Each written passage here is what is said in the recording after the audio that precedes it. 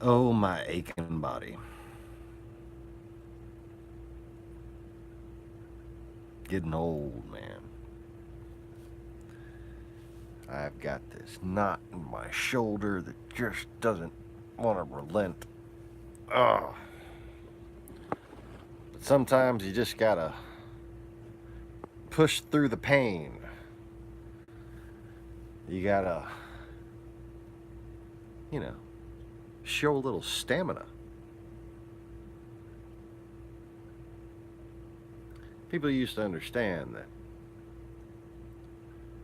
enduring hardships and challenges,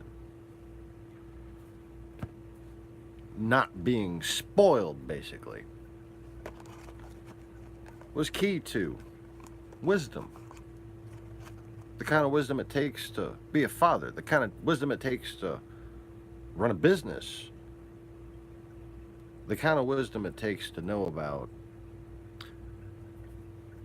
a subject near and dear to my heart.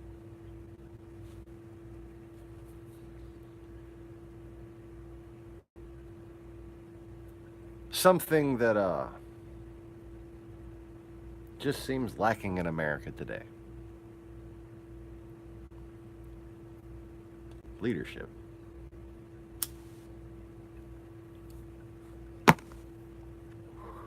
Now, if you're not familiar with why I'm holding back a giggle, you should go watch Stargate Atlantis. All of it, the whole series. Just go watch it and come back. You're just missing out. Can't allow that. Do yourself justice and educate yourself on basically what my personality archetype would probably have wound up like if I didn't go from traveling the world to my parents getting divorced and living in the ghetto and blah blah blah. Rodney McKay.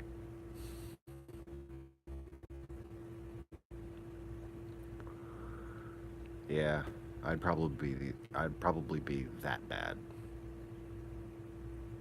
I'm not that bad, am I? I'm not that bad. Right. Nah, nah. I mean, I'm no Mr. Congeniality, but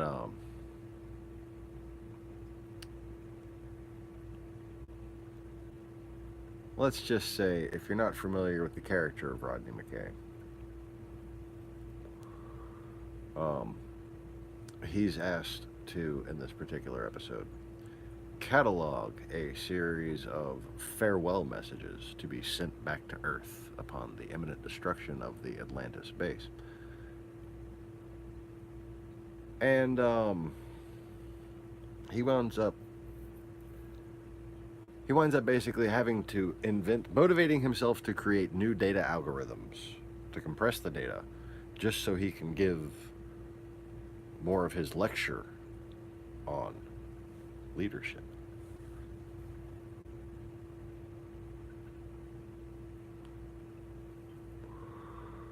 But anyways, he's a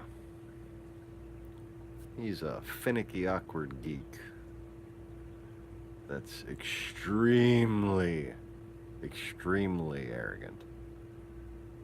And let's just say he has a way with women.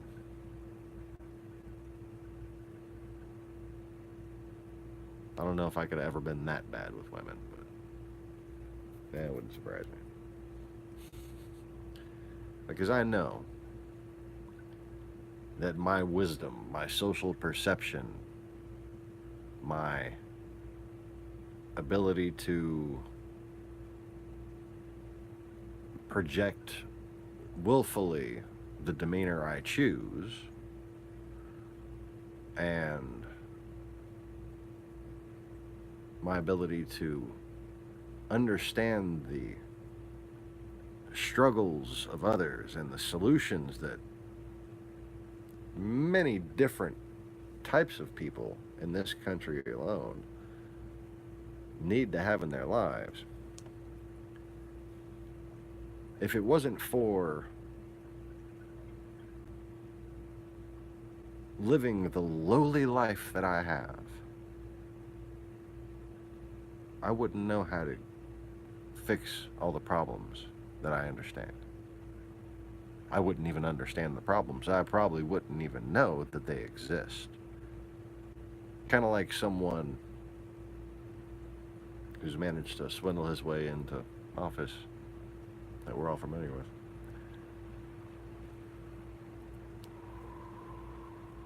Let's just call him Voldemort. No, no, that's his boss.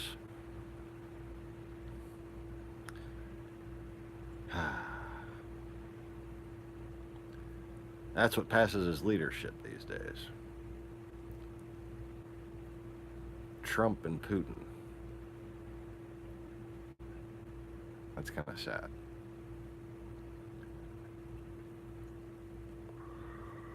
When basically the ability to bullshit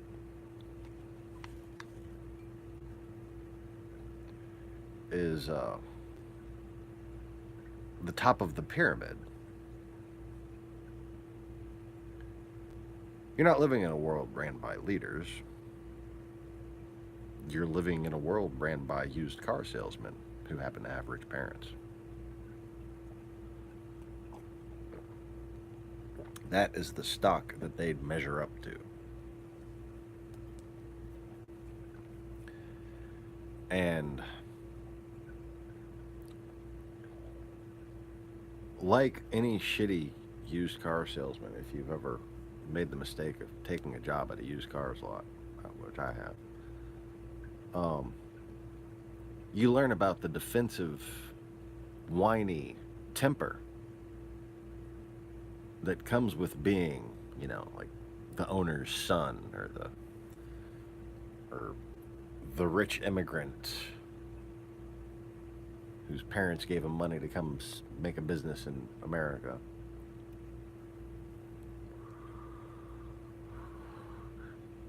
Not the huddled masses, I'm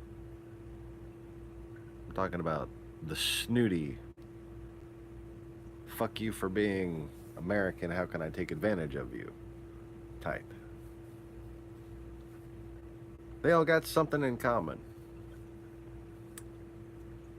When shit doesn't go their way,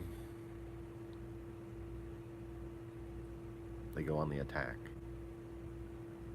They have insecurity down to a syndrome, perhaps even a complex. But understanding them isn't all that complex. You just have to look at history and be willing to set standards for what leaders should be, especially in a country like this, with all that we claim to be, or did claim to be once. And now we're essentially suffering from a gradual period in which leaders who express themselves, or people who express themselves, were being led astray and led apart from each other, to the point where leadership qualities could not be recognized because of taboo subject matter, for instance.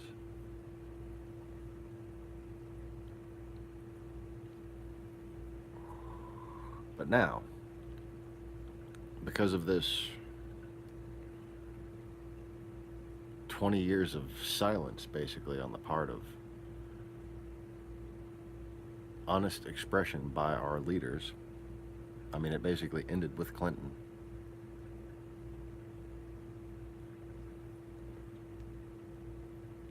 And not before his term was up.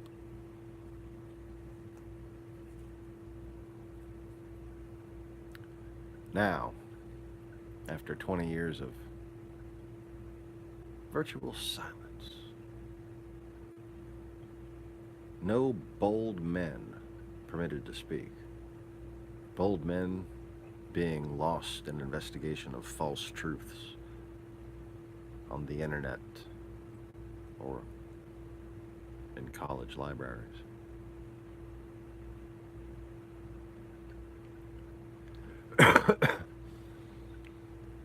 And when they speak over everyone's heads or just past them. And no one understands because so many people are kept in the dark.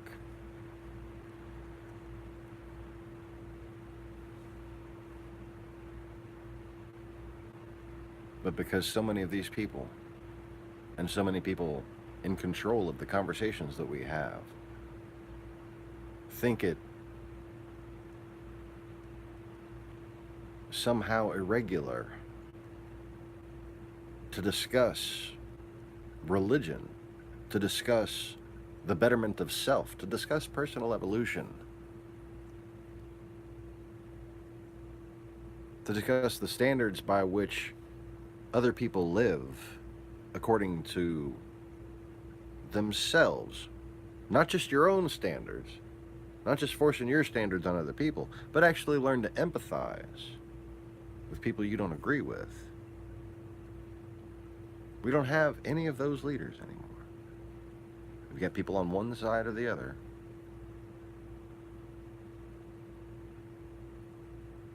And because of that, we've got Trump. 20 years of silence.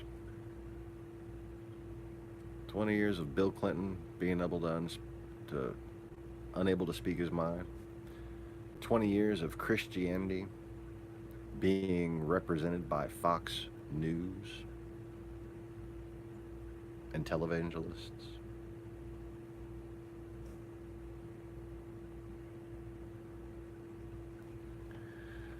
I can't imagine being in a church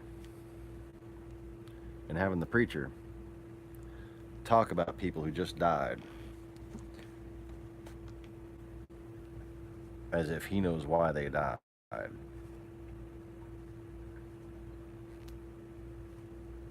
I can't imagine even being there. But I can imagine what my reaction would be.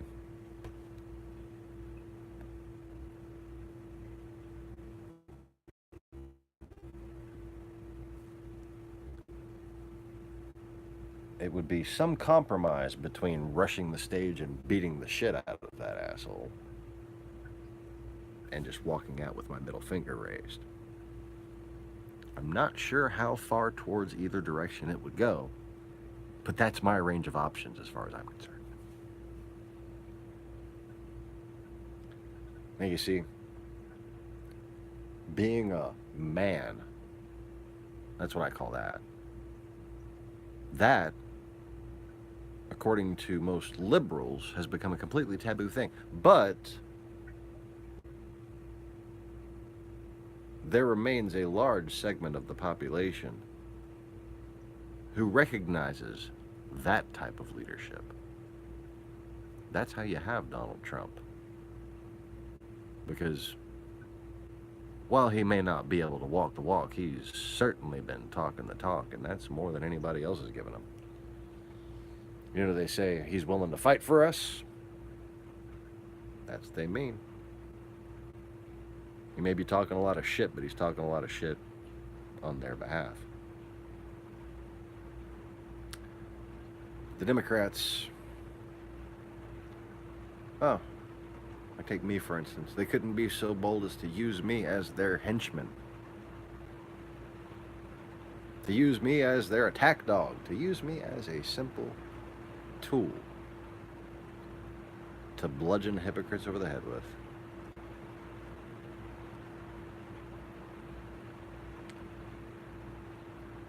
And I think that's because people don't even recognize what a real leader should be capable of anymore.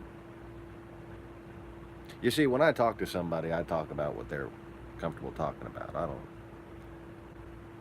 I don't treat every conversation in my life like I treat my YouTube channel. This is designed to draw people of many interests and specifically allow me to reach out to people with extremely open minds like my own.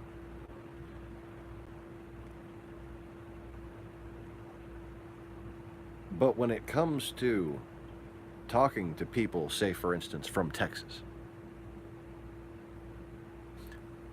I know what kind of environments they grew up in. I know what kind of churches they went to. I know what they learned in Sunday school. I know what they learned in the schoolyard when the bell let out.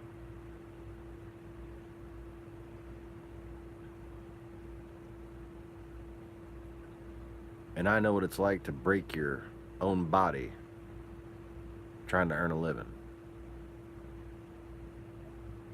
I know what it's like to have to break yourself of pride so that you can beg to survive.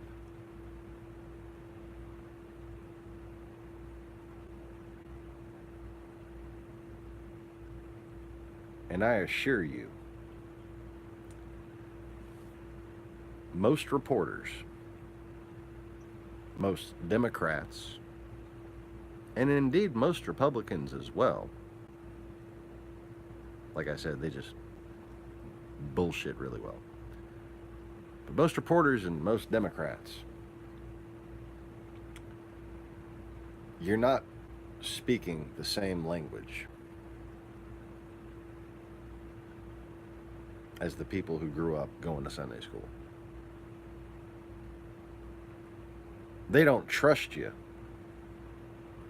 because by your abstaining from an entire majority view of this country, that God exists and that he loves us and that he has some sort of future planned for us and that we need to try to live up to his standards, you don't talk about that nearly as often as you should, so they don't trust you.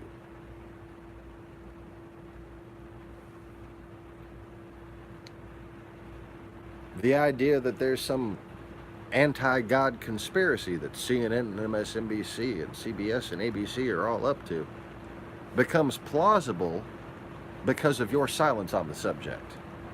And it is because of that that you are now labeled as fake news. Don't think it's because of some simple Gurian fucking repetition mechanism. It's because of years and years of hostility and mistrust that's been built up as reporters and talk show hosts and stuff like that, namely talk show hosts on CNN and then MSNBC, sequentially, began to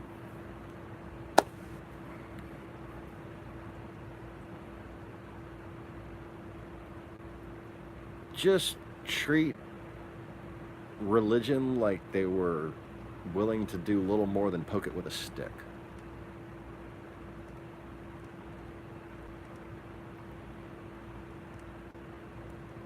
You know, reporters had every business countering the lies that televangelists said with scripture.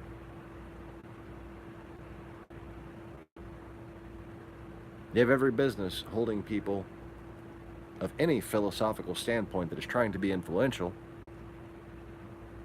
accountable for blatant hypocrisy.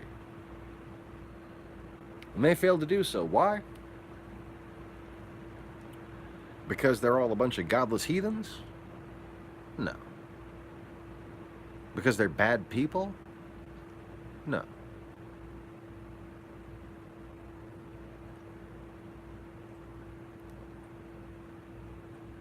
Because there's no leadership.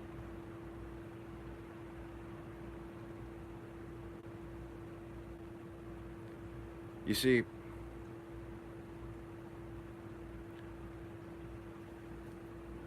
Obama was a great orator and a good man and a very good politician. Bill Clinton was all of those things, but he was a better leader. And that's why he was, in my opinion, framed. But, you know, those taboo conversations that come in there, I'm not allowed to talk about that. Just like back then, you weren't allowed to talk about, could it be the Russians? There was some lady who said it was a conspiracy between the communists and the right-wing media. Oh, that was... Who was that lady? Oh, yeah, Hillary Clinton. Oh, yeah. Yep. It's taboo to even think that Bill Clinton could have been framed now because, after all, so many stand-up comics have made jokes about it. And if you go and undo that as truth, then all those things become not funny. And that would just be too tragic for people to face.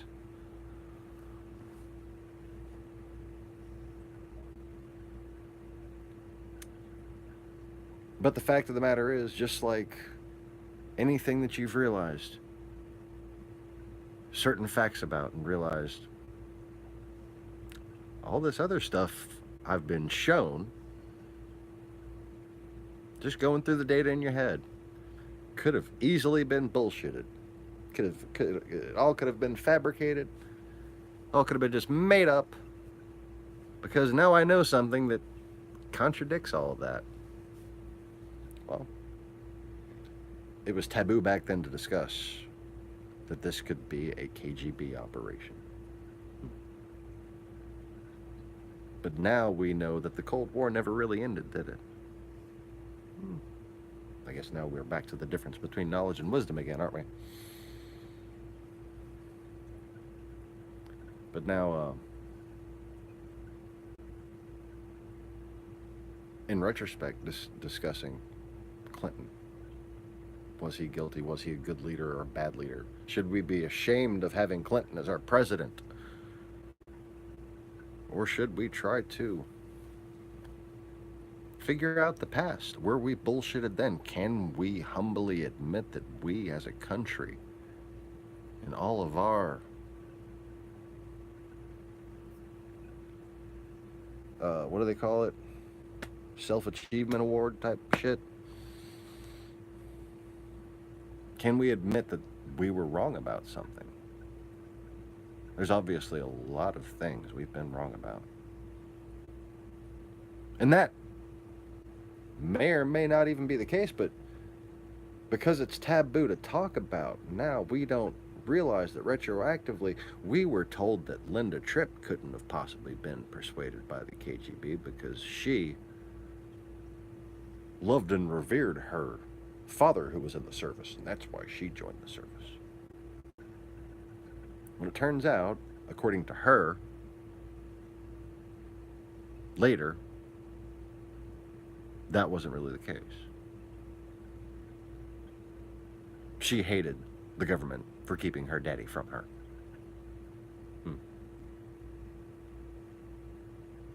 Things that make you go,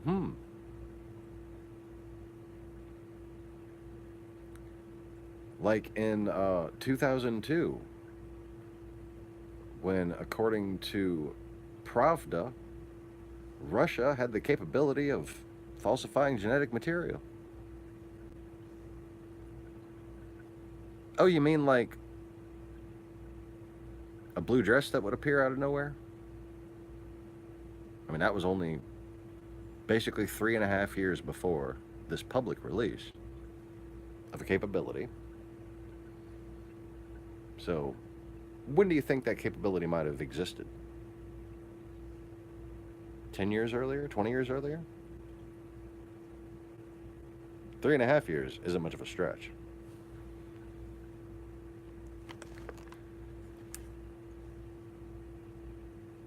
But you see, unlike the people who would find many of the things I talk about to be taboo conversations, I'm willing to see things from their perspective. I at least acknowledge that what I'm saying right now is a bit hard to listen to.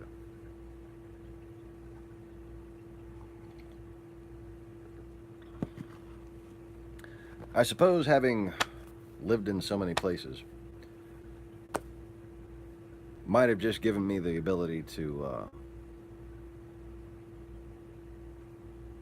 see where a lot of different people are coming from. You know, for me, making friends always had to happen quick, so I always had to be a quick judge of character.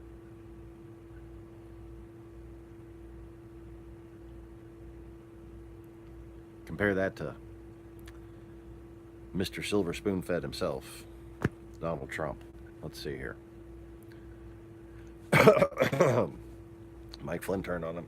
Yeah, and fired Jeff Sessions. Uh, who else? Fucking.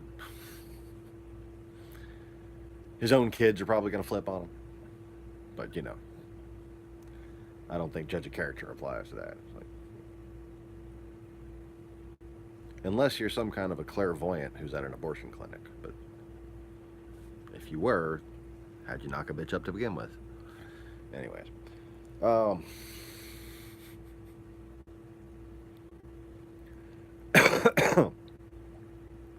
Trump.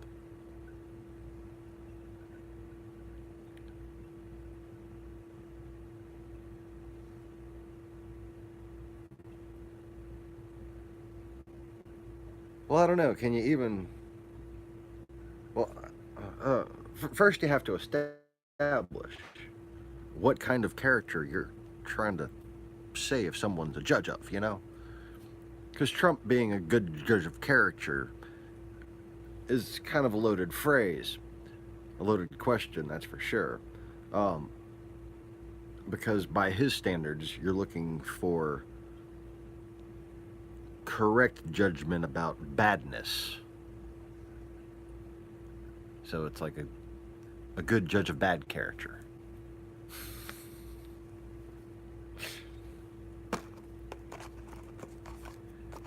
But is he even that? The answer is no.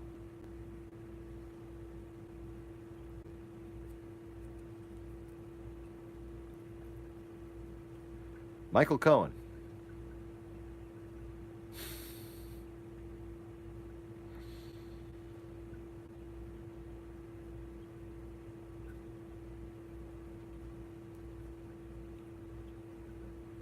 What I first sensed of Michael Cohen is that he had a big fireball. Okay? And he knew it was under his vest. And he knew he was one of the people who were going to deliver that fireball. And he knew he had to keep it under wraps.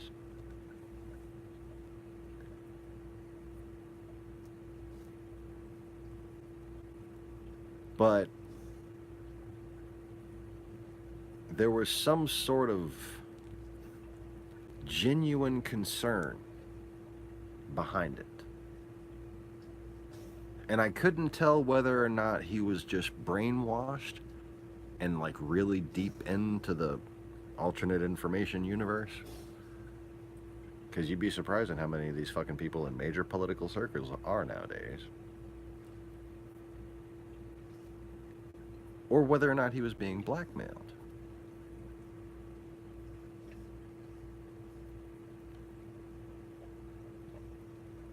Now,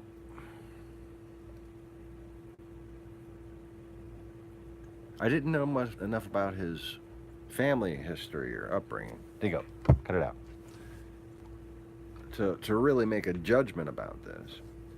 But it would seem more likely that it would be blackmail without that knowledge. Dingo, cut it out.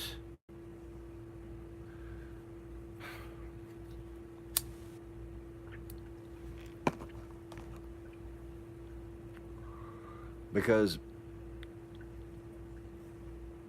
just the mob lawyer typical type,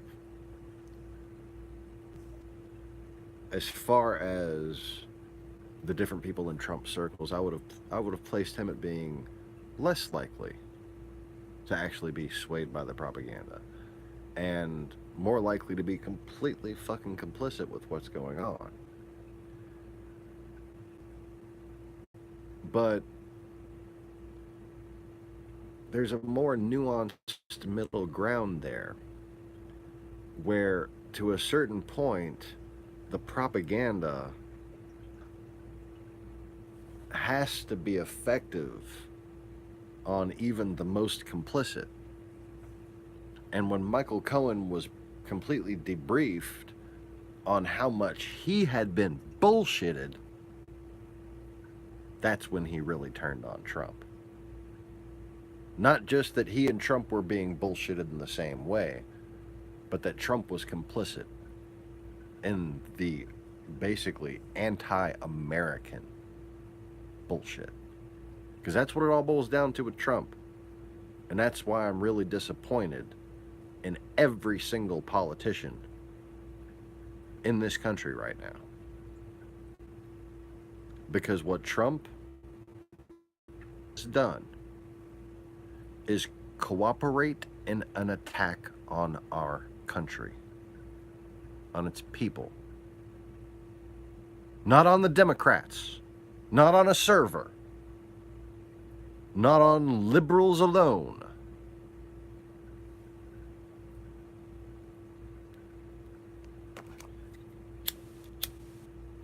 And every time the media, and I don't even like using that word, every time people on the news had basically said the DNC server, they were acting according to the wishes of Russian intelligence and, in effect, perpetuating the psychological warfare strategy that Russia had in mind the whole time. You see, if someone does something and they know they're going to get caught, and they do it in such a way that they know they're going to get caught, they're blatantly advertising, here, come catch us. You can't focus on the immediate effects of the situation. You have to see what their real plan is. But no, we want to focus on the DNC server. Oh, but none of the voting machines were hacked.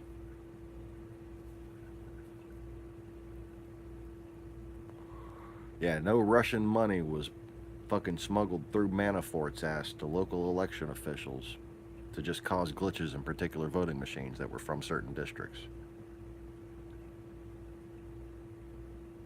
In case you're not aware, in case you're one of my many international viewers, my particular precinct, I go into the City Hall of Zac, and there's a different voting machine set up for every little different area. And my wife and I don't go in the same voting machine because we're married or because we got close last names or social securities or anything like that. We go in the same voting booth based on our little tiny area.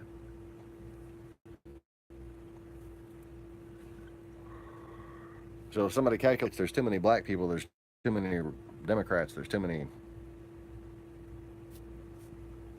actual Christians as opposed to bullshitted dumbasses, Fox News viewers. Oh, that voting machine has some kind of a glitch, and we're just going to have to toss out all those ballots.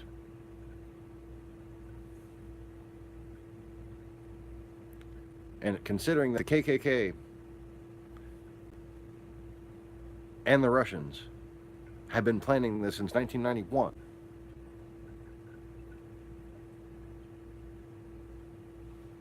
you just need to extrapolate from existing black voter suppression efforts and take into effect the offering of big data and, you know, Facebook and Russians both being embedded with the Trump campaign, and Russians being embedded with Facebook and Russians being embedded with YouTube. And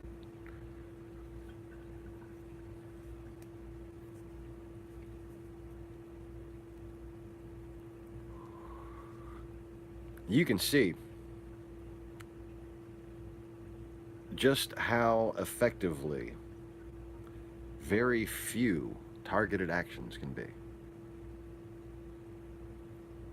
America might be the master of the surgical aerial assault. But for over a century, it has been the states of Sultany, of Nod, of the north, of the far mountain east, of the Horde, former Horde lands, former Khanates,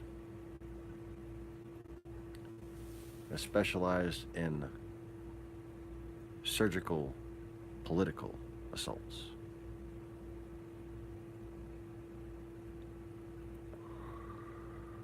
And because we have no leaders, we don't have anyone capable of addressing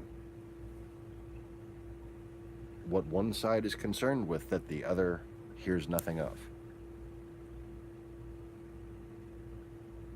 The fact of the matter is, once again, coincidentally enough, right after Trump dug himself a really fucking deep hole, there's another big shooting. And undoubtedly, this is another person that's been, taken advantage of, propagandized.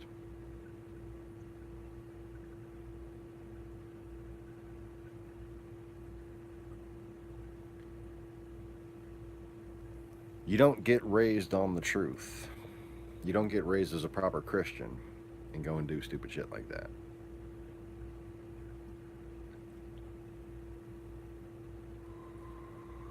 But you've seen over and over again these people. They've got other problems. Okay? This guy, for instance, was a PTSD sufferer, Marine Corps vet. God rest his soul. But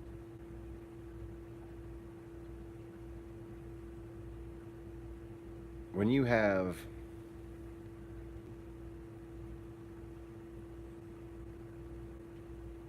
a technology platform such as this that attempts to mitigate investigations into itself by lowering its own view count, lowering its own stock value, even lowering its own profit potential, that's for sure.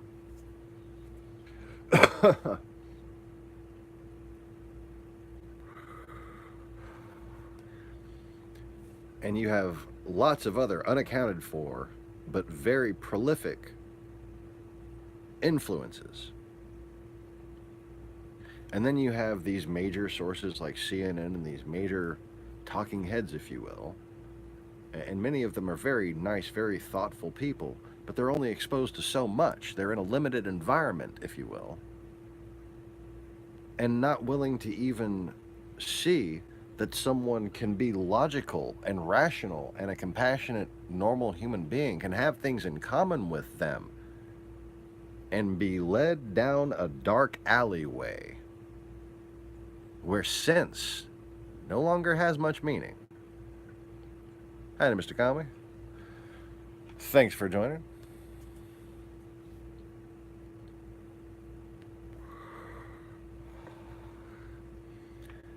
I mean, part of me just wants to say, if you're with Trump, you're a dumbass fucking traitor and just beat the shit out of somebody. But that's because I'm old and grumpy.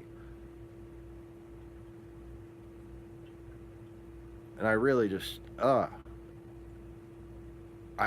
can't believe that people could possibly even continue to vote for any Republicans right now, the way this shit has gone down. But then I have to have compassion that takes over because I understand the power of bullshit. And, to see even my stepdad succumb to Sean Hannityism.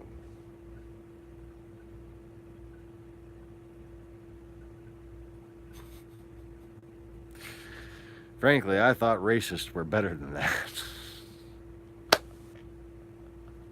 Like, aren't you supposed to be a fucking racist? Shouldn't you have some sort of standards for how white people should behave? Surely, this is not a representative of the superior uh, stock or whatever. This is not the master race, okay? The master race does not eat pizza with a fork. Ow. Oh, my shoulder hurts. Hey, can I zoom into this? Make my studio look more proper. Oh look, now we're in a studio. Oh, now we're all professional. You just finished college? Or you just finished class for the day? Because, like, you haven't been in college that long. Are you some sort of super genius? Wouldn't surprise me. You're a pretty fart smeller after all. Okay, this is too close for comfort.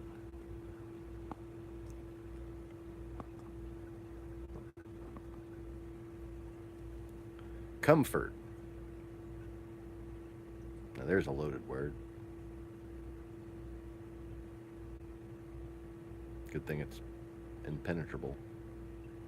Otherwise, we'd all need a towel. I mean, what?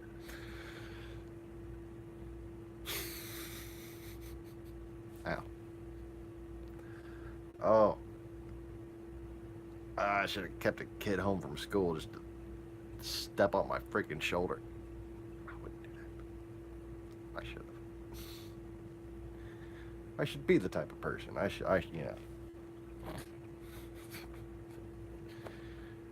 Trump's president. I fucking keep a kid home just to clean fucking house.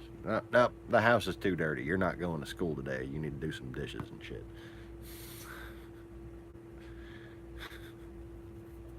Why not? You know, nothing fucking matters anymore.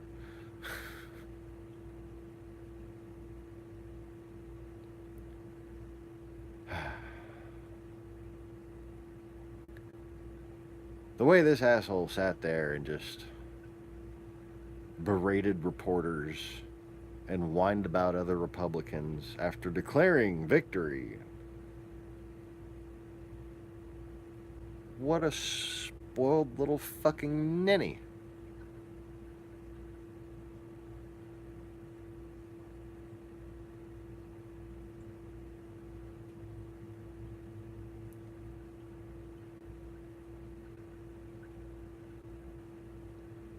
But you see,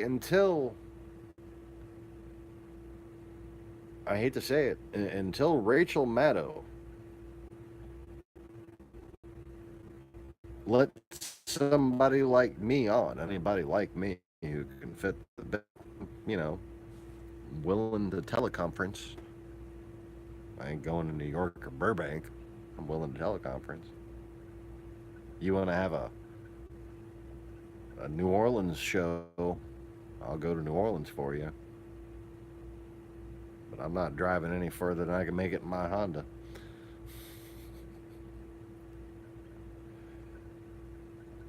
Until they let somebody on there, or they themselves start addressing the philosophical debate that we need to be having right now.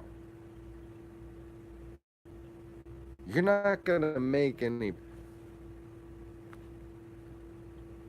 Yeah, we won back the fucking house. I'm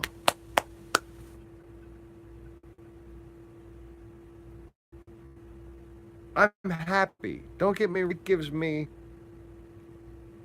tremendous relief, almost even hope, almost some sort of thing that's kind of hope-like, almost hope. Not quite.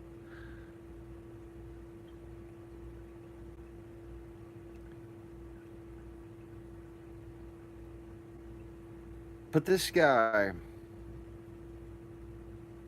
is the epitome of appalling. And these fucking Republicans have shown absolutely no spine, no character, and no faith.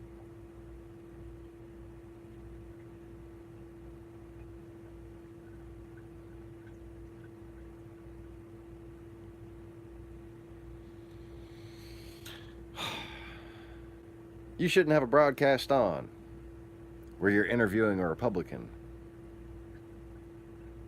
where you're not prepared to call him out as a hypocritical Christian. Because if their basis of support is supposed to be the Christian white person, it's time we let the truth speak for itself. Because the incarnation of the truth is supposed to be the one who they profess to follow, isn't it?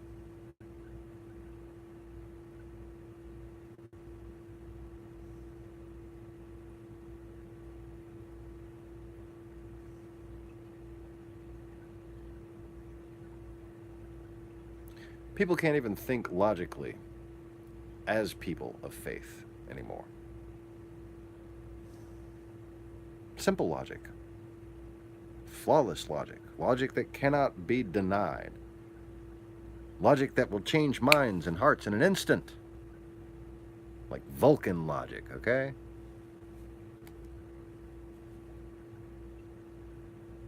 So you want to put razor wire up at the border. So you want to limit refugees from being able to come to this country. Even though they're, properly checked and it's, not the refugees going and shooting up fucking clubs.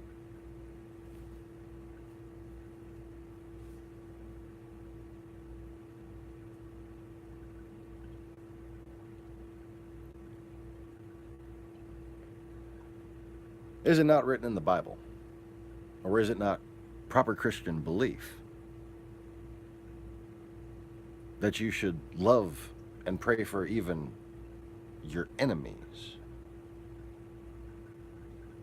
And that you should give care and nourishment to a stranger in your land and pay for him. You should, if you are a good Christian, should pay for them to get up on their own 2 feet. That's what it says in the Bible. Well, maybe these Christians are waiting around for a Samaritan and come to do it for them.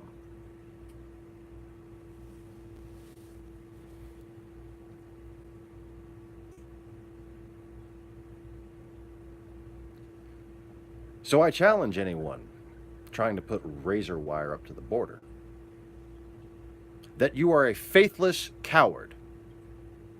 You know nothing of God, and God knows nothing of you. Because if you had faith in God, you would not be afraid of some poor people. If you had faith in God, you would not be afraid of an entire army.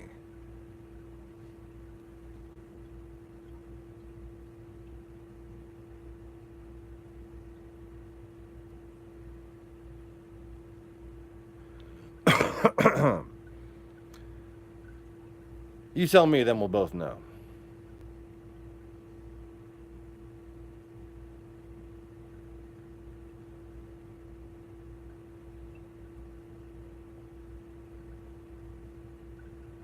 And the same flawless logic applies to most of these debates that we've been having. Every debate we've been having, just about every single one. Gun control. You know what I say about gun control? Let's be real, gentlemen. Anyone who thinks it's more manly to shoot something with a gun than it is to use a sword, a spear, or a bow and arrow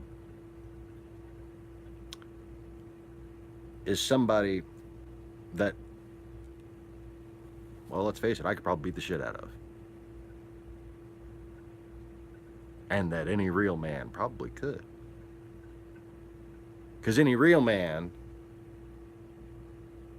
should recognize that it's more manly, it's more representative of personal vigilance and fortitude, it's more honoring to your ancestors to do your hunting with a wooden bow, not a carbon graphite composite compound bow even. Okay? And if you can't see that, you don't have what it takes to go one-on-one with me.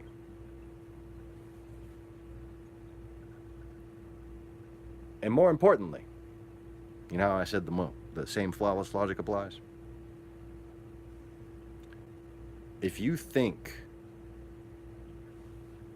you need a gun to defend yourself, you have no faith in God.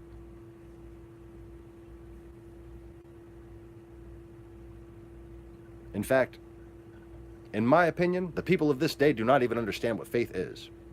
You know the last person I saw on a little box that understood what faith was? Ernest going to camp.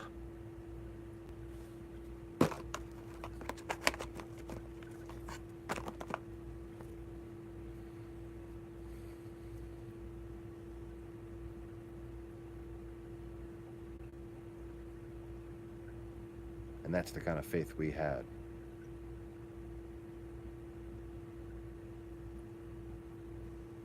When we fought so that this day would never come.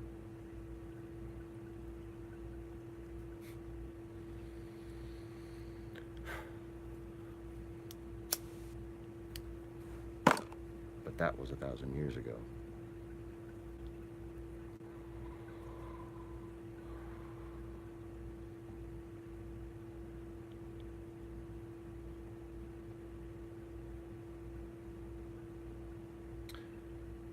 Scientifically speaking, there is no data to garner a reasonable doubt to the following statement. Because the current state of society yields absolutely no examples of this occurring.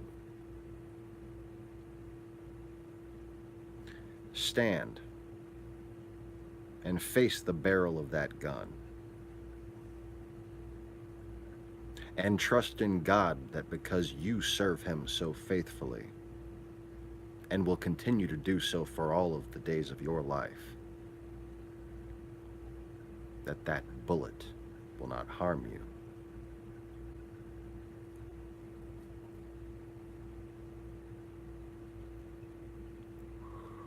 You want to know why magic is dead?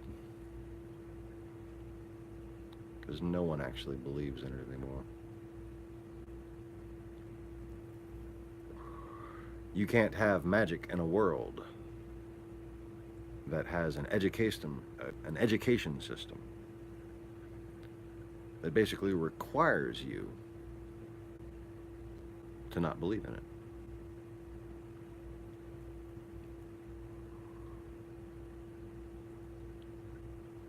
So guess what happens when someone who does believe in magic tries to do magic?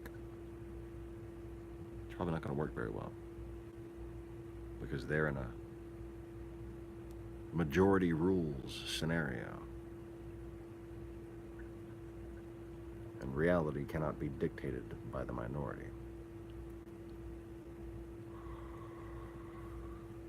But it is said that where 2 or 3 are gathered, God is there.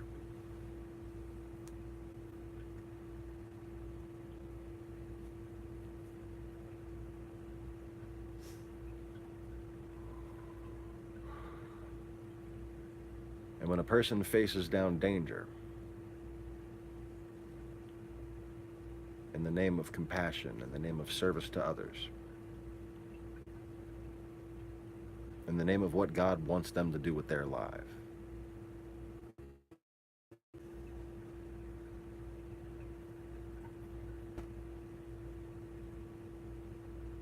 are we back?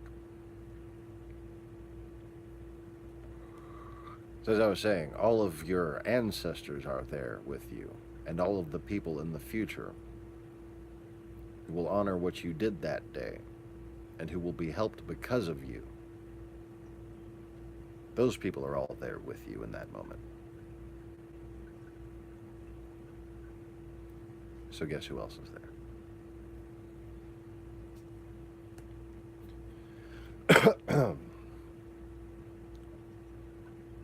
See, the last time I had a gun pulled on me,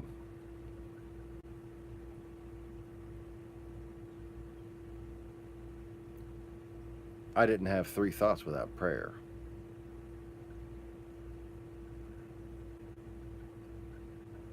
So I knew that when I started unbuttoning my shirt so they'd have a clean shot, and telling them, if you're ready to suffer the consequences, if that's the kind of life that you look forward to, I knew that the power of truth and reason would overcome whatever demon he had in his fucking head because of my service to God, because of what I am here to do. And any person can read the Bible and know that that's what God wants from you. If you expect a miracle, if you expect any favor in God's eyes, you better commit to doing what God wants. And you better have a little faith and not act like a bunch of sniveling cowards when it comes to helping those in need. If you voted for Trump, burn your Bible. If you voted for Trump, why don't you go ahead and get a little upside down pentagram tattooed on the back of your neck?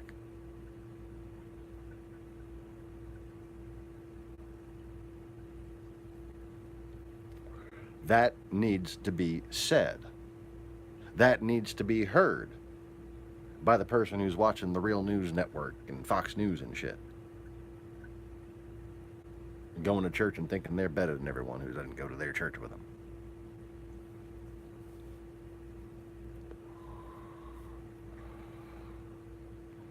You know, donations are down, but that's okay. We canceled all the missions. Just fucking keeping the lights on. That's church nowadays. Good job, kids.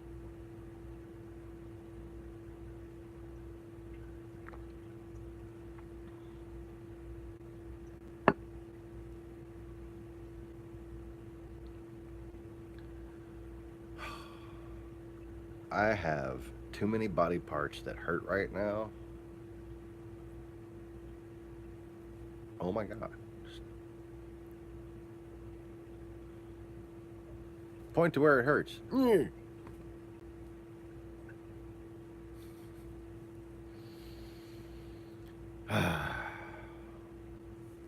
This shoulder thing is, oh, it's fucking special.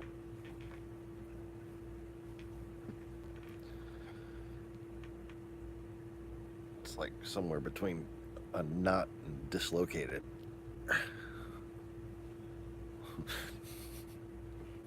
Look at me, I'm a swan. Okay. Don't ask. Don't tell.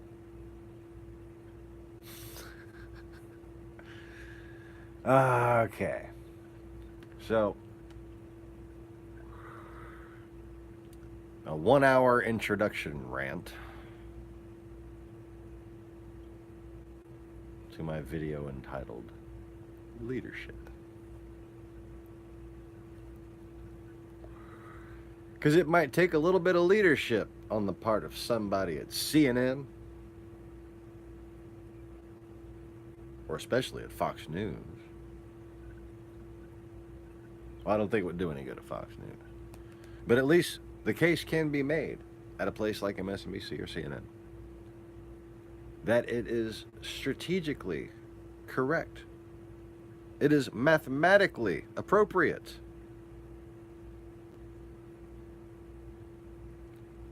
And historically foolish not to, at this point, have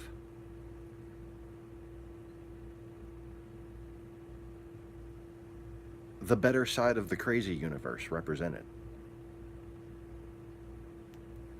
Like, you know, the reason why I thought it was strategically correct not to keep to myself about the whole flat earth, round earth thing is because I could see this is where this is going. And You know, for anybody who doubts my warnings on the subject,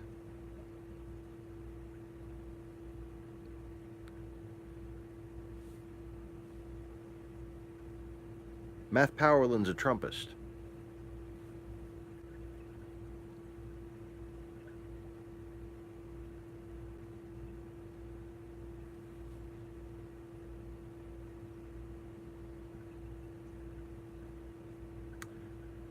Hillary was against NASA. Obama actually defunded, cost about 15,000 jobs in Houston alone.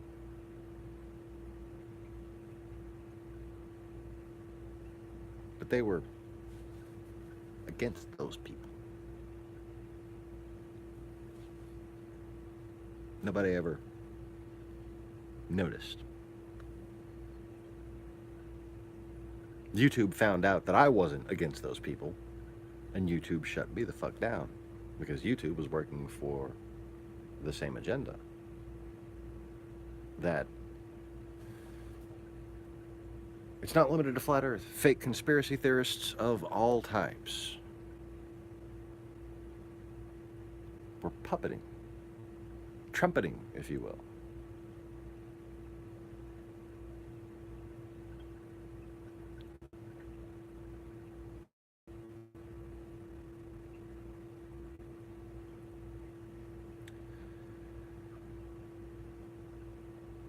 And the fact of the matter is, when something becomes a taboo conversation, you're ensuring that reasonable people are left out of it. When you say that no reasonable people could possibly think this, you're making enemies of anyone who saw something that you didn't. And you're trusting what? YouTube's rating system?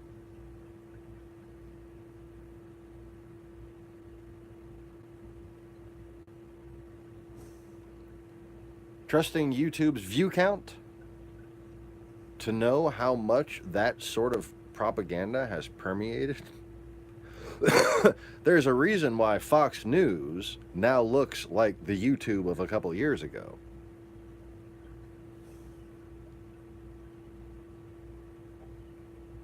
Because it was working. Because they had a big audience.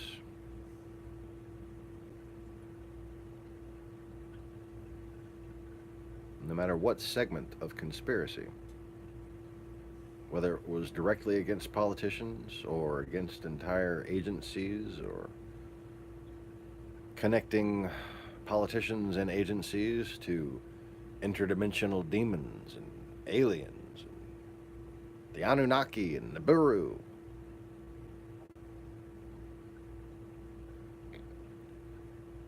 The fact of the matter is, people don't just believe the shit because it's silly. You know, they don't just go around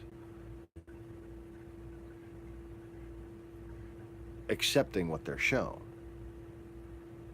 People have a basic investigative instinct. People with reason can get caught down these dark alleyways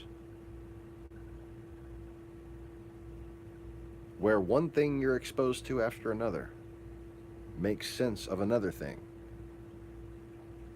And pretty sure what makes sense to other people doesn't make any sense to you because you've been shown so many things that contradict it.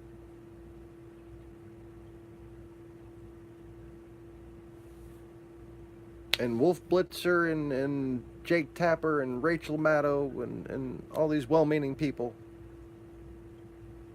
need to understand that. They need to understand the Cold War never ended. They need to understand the surface layer of bullshit that they have as of yet uncovered is nothing but the icing on a multi-layer cake of bullshit. It's like, elephant shit, horse shit, cow shit. Big of science.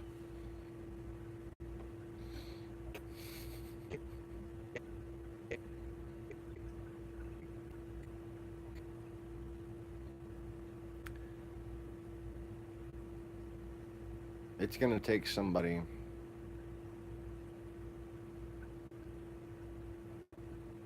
of experience with faith and understanding. You see, one of the reasons why I argue flat earth so well is because I know ball earth so well.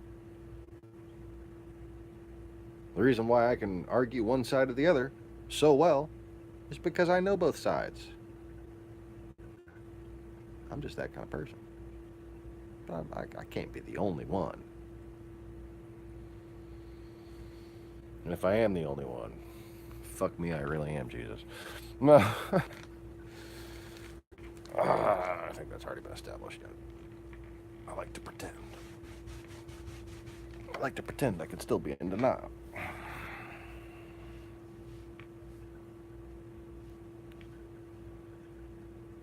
But I'm not supposed to be bothered with leadership as naturally as it comes to me.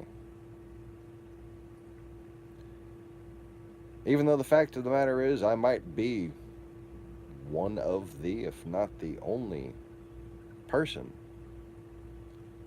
who could have absolute power and not be corrupted by it.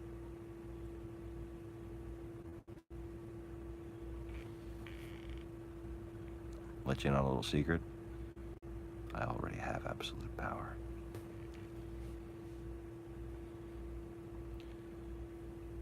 I just try to brush that shit off.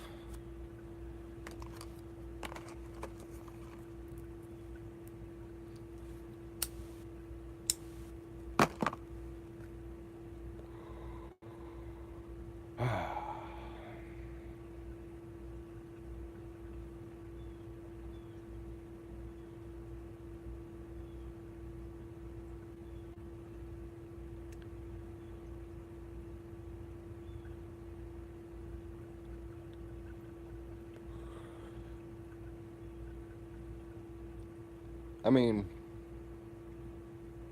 look at it this way. It's either let me at these people or repeat after me, kids, you know? When somebody says that the Russian collusion thing is a hoax, you should reply, well, the greatest trick the devil ever pulled off was convincing the world that he didn't exist.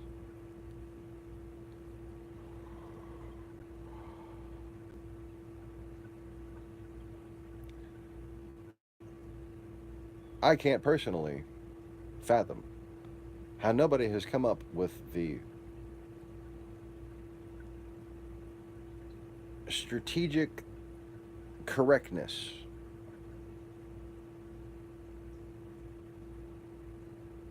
in making sure that at least once a day somebody in the White House is called out by quoting scripture. Be easy to do. Wouldn't take much.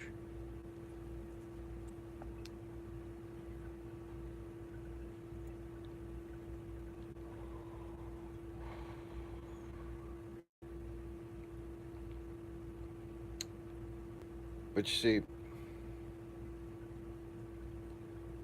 while it should be obvious that even people who aren't Christians need Christians to act like real Christians, there's a greater strategy at play here. And it explains the existence of, you know, the Bernie types and the Democrats who just want to move on from the Russia thing.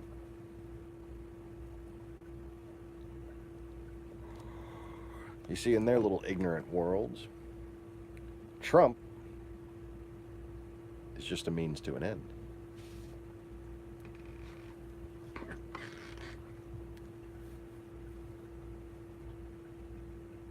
But if their calculations were correct, Ted Cruz wouldn't be a senator anymore. You'd have, what's his name, Beto O'Rourke.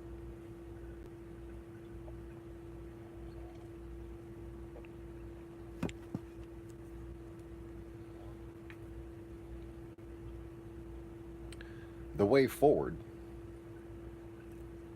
is not healthcare and infrastructure.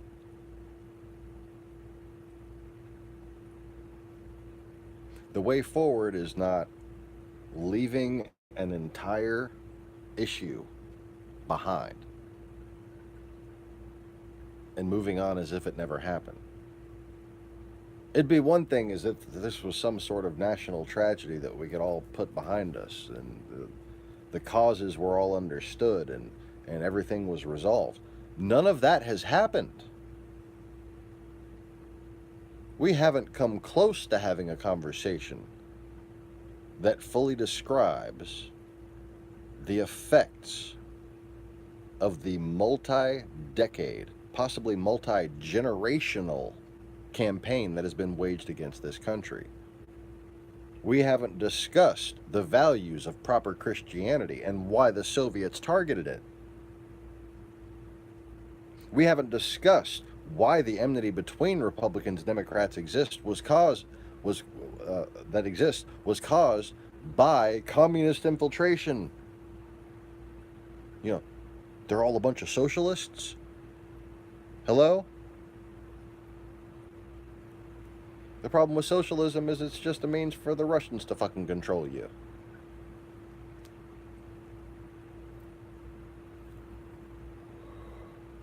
You haven't said anything in the other person's language. You know, I say all the time things from the religious perspective and reasonable people language. And I even acknowledge that, oh, this subject that I'm about to talk about is a taboo subject, blah, blah, blah.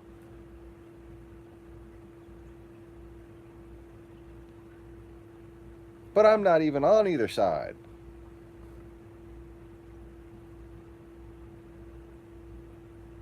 You know, frankly, if I had to reward species of beings based on performance, humans would not be high on the list.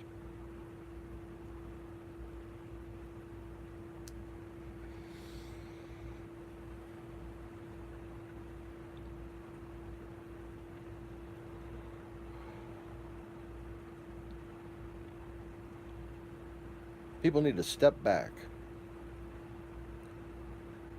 And just like the way you want a conservative to understand the value of the immigrant, you need the city liberal to understand the value of the good old boy. Because only if we understand that we need each other and that we coexist for a reason, can we stop talking past each other? See, in the beginning, what did I say 3 years ago now? Why do scientific, skeptical people need to reach out towards the conspiracy gun nuts? Huh? Because you need them to defend your country. We lost them. What happened? Our country was invaded without a shot being fired. Our standing army never went on alert status. The enemy just snuck right under their fucking radar, posing as one of them, invited in even.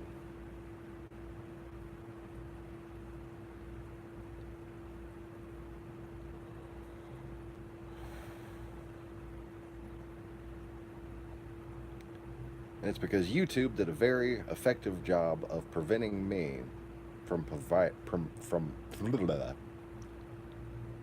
they didn't prevent me from saying that statement. That was that guy that stomped on my fucking head. Uh, Preventing me from providing any sort of, what's the word again? Leadership. Hmm.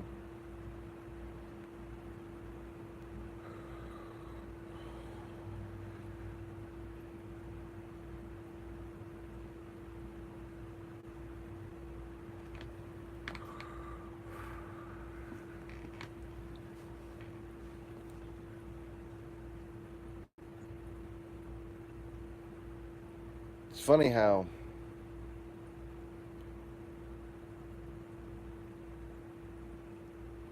I've been able to persistently produce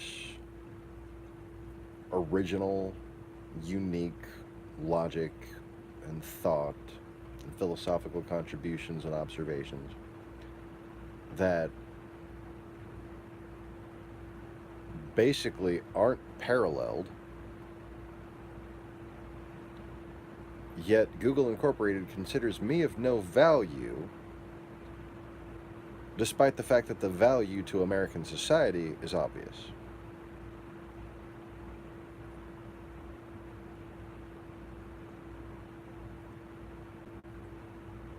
I mean,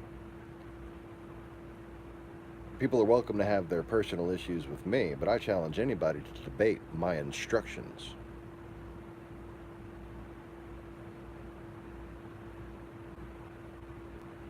You'll fail. I consider arguments before I bother giving an opinion. So, yeah.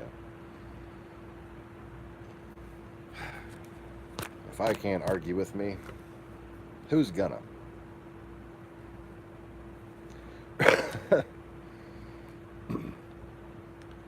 So that makes 78 minutes, and I still haven't gotten to my little notes that I've written here.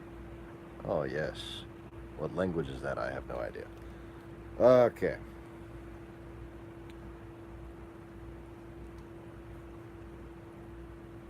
So, on the subject of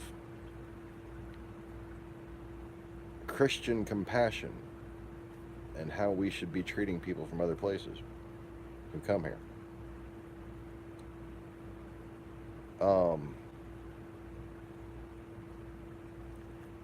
How many Vietnamese and Cambodian refugees have caused a problem? You know, with their convenience stores and donut shops.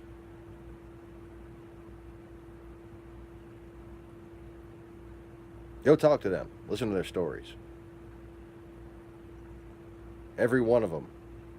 Their dad worked here and there and saved a fucking something a week, and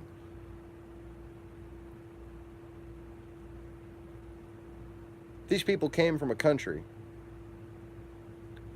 where thousands of Americans were dying every week.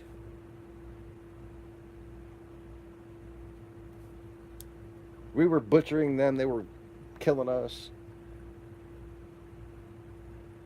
But these people from Vietnam, Cambodia, they've been living here 40 years now.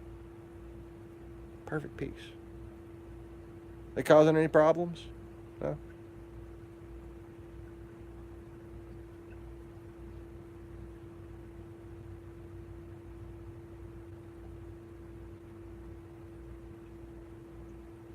And if you got a stain on a suit,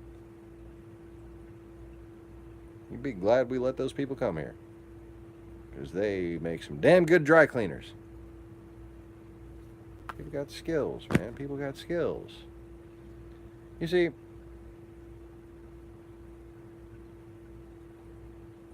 we are a nation of refugees, for the most part. But we're also a nation of outcasts, conquerors, vagabonds, retired pirates. Allegedly. Allegedly.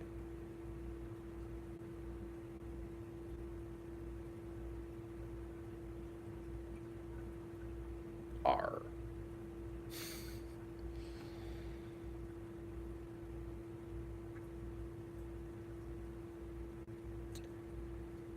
And what you got to understand is that, your people came from a bunch of farmers. These people came from a bunch of tradesmen. These people came from a bunch of this. These people came from a bunch of that. And together, we create a very complex economic and social structure that is the prosperity of America.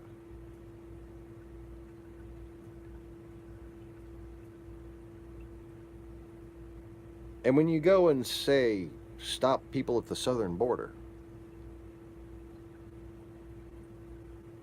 you need to ask yourself, if you got an old 53 Bel Air or a 49 Ford pickup,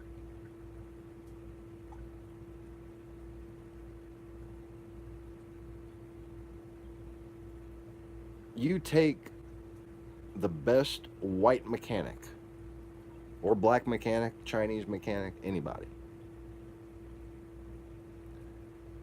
and put them up against somebody fresh off the boat from Cuba, guess who's going to know their way around that car better than the person you had? Oh, that guy fresh off the boat from Cuba. He knows more about them old cars than the gearheadest fucking white guy you've ever met. Okay?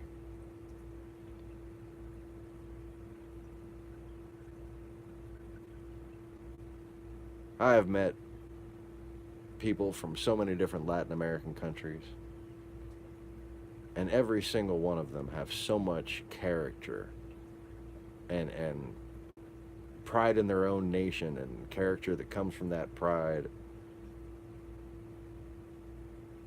You can recognize people who have been propagandized by communism. Okay?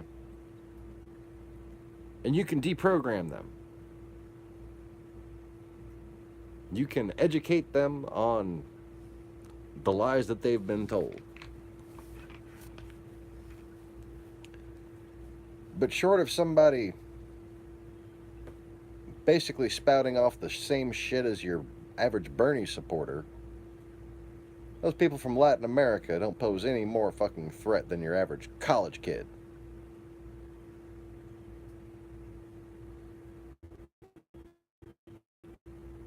Do? Like what? What?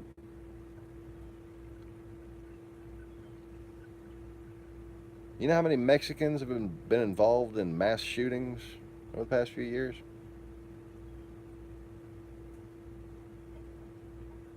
Oh, there was that one Mexican guy who thought he was a white cop who shot that black kid. Oh, that's kind of different, though. Kind of different.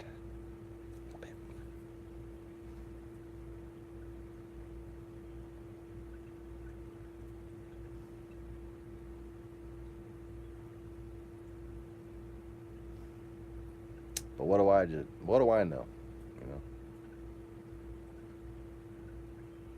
Soy solo blanco loco.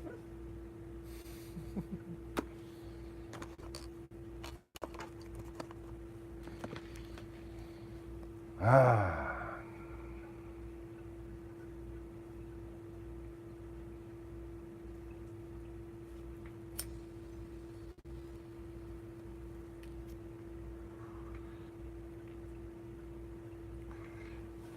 See, when I say things like I have superior eyesight, superior lung capacity, overall superior genetics to most people, because I have good family stock, that sounds crazy to a lot of fucking people. But you know what? the people that elected Trump, it builds credibility with them.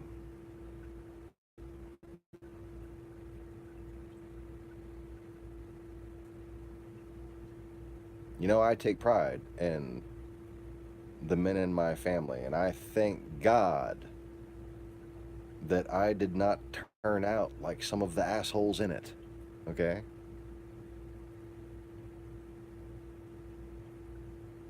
But the fact of the matter is, when it comes to the need to address a bunch of people who have essentially adopted a Nietzschean philosophy, it's somewhat necessary to address them.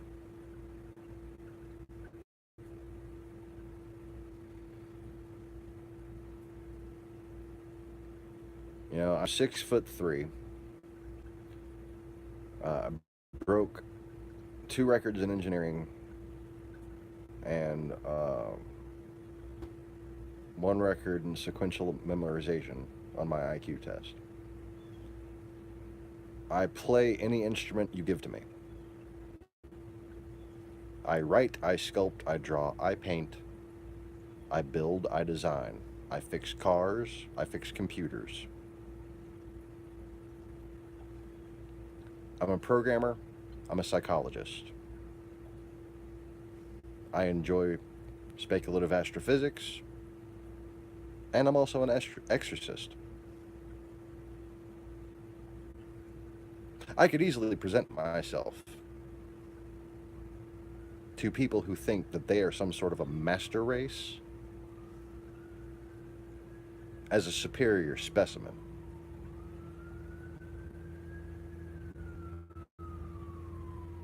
And I should let them know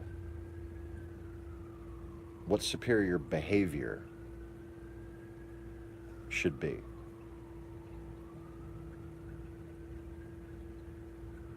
Oh, good. The cops got me. Oh, that one's running, huh?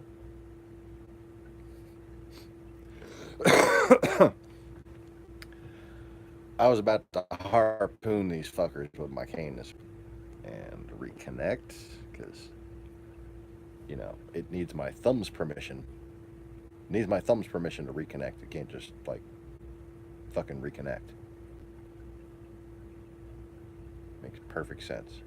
It's not like an internet app would have any idea as to whether or not the internet was working. No, my thumb. My thumb. With its, you know, little USB port Wi-Fi detector that I got at Best Buy. No, never mind. That doesn't exist. Anyway.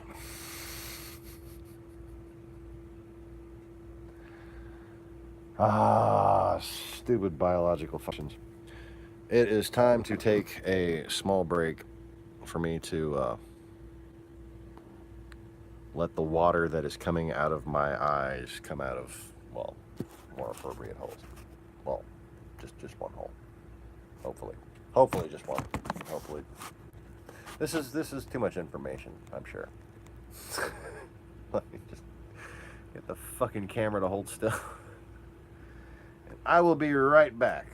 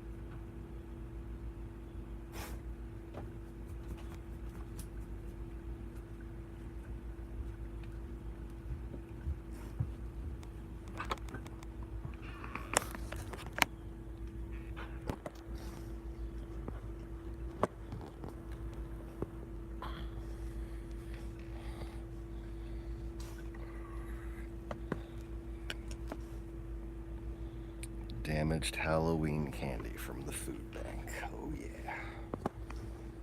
It's a giant bag of Hershey's Kisses sitting right there.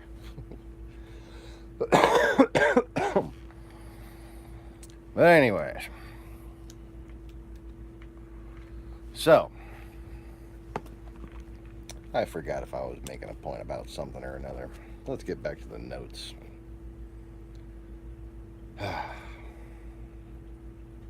Oh, so far we've only covered the little tiny thing in the corner. It says Viet refugees. Jeff Sessions. Fired. Or resigned, depending on which headline you read. Because some reporters just don't know how to do their fucking jobs and type a damn headline properly. He was fired. His resignation letter says, "At your request, I am tendering my resignation." Wait. I do declare that I am hereby forthwith. Sorry.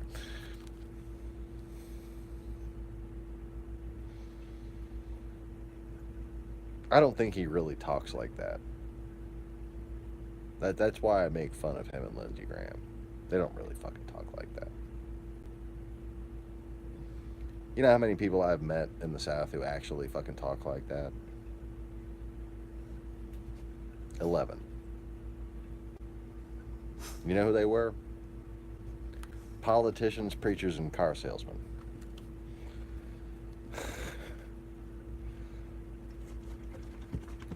Trump, he had a bit of a contentious press conference. I don't know if you heard. Apparently, he has barred Jim Acosta.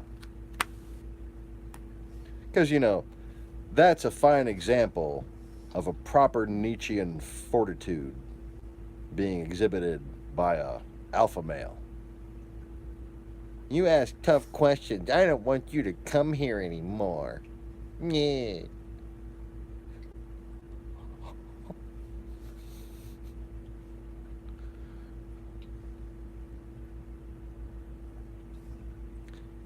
You know, for somebody who has said something like, I don't know, 148 times that they're not a baby, Trump's a fucking baby, man.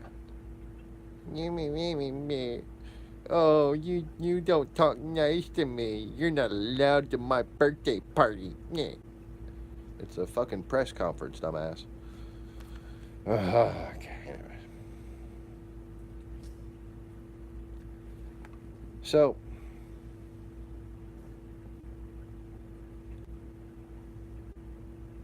remember how over the past year, and I've made this claim several times in analyzing these events, so I don't think I need to go through much effort to verify individual aspects of it.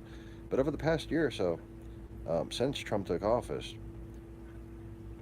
just about every time, except for the times where I was raising suspicion on videos that got fairly decent views, I don't know why the hell I would have anything to do with it. You know, for the 100 people that see. But every time there was some big, major fuck up that Trump really didn't want people talking about. If there was nothing that he could do to completely change the conversation, you know, there was something, I'm going to have a summit with Korea, you know, like, when those things were played out and couldn't be used over and over again, every time an instance was required, there was a fucking mass shooting of some sort of terrorist attack.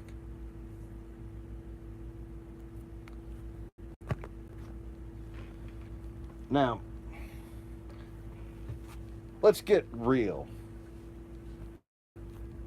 about this immigrant invasion here, okay?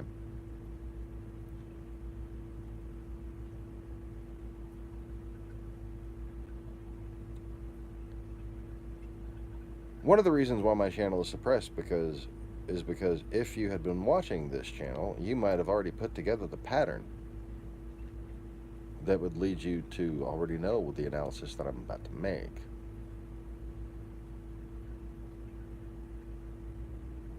The people that you have most to fear of that might hypothetically be within these Latin American migrant caravans are people associated with communism historically. Now they basically just buy all their weapons from Russia.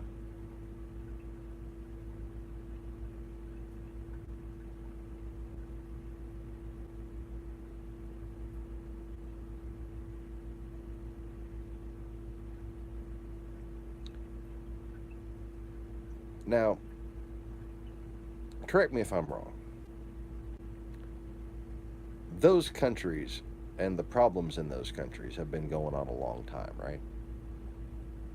Like those have been countries for quite a while. And we've been this country for quite a while. So why now? Because we've been so welcoming?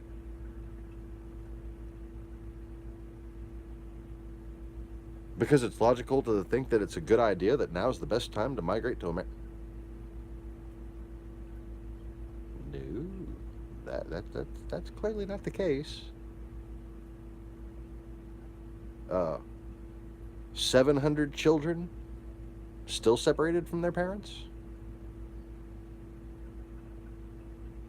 If you saw that on, say, a tourist brochure,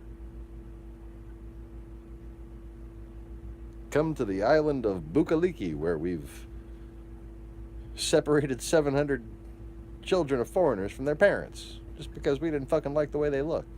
Oh yeah, let's go, honey. Pack the kids up. Really? Who the fuck thinks that this is some sort of natural migration? Do you think the Democrats did it? Oh yeah, because they're so close with the Russians who were with the communists in South America. You know, fucking Russian bombers are patrolling over Latin America and Central America right now. Russian bear fuck bombers in addition to fucking Su-27s and MiG-29s. Russia has quite the presence there. And you know who's gaining an influence in Mexico? Thanks to Trump? China. Oh, all of Alex Jones' fake fears have come true.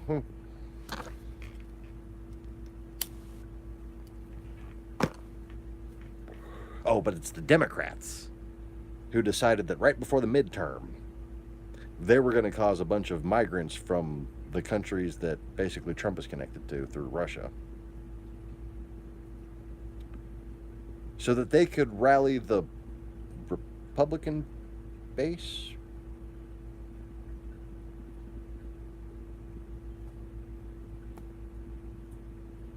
I mean,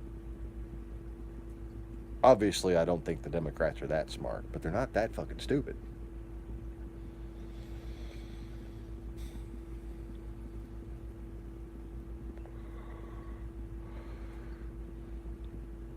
You know,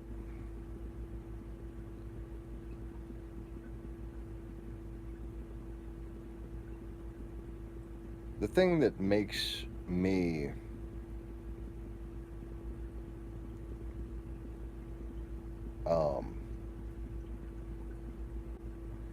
hard to accuse of being crazy, if you will,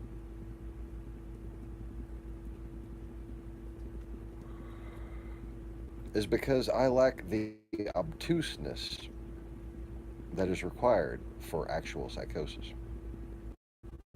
You see,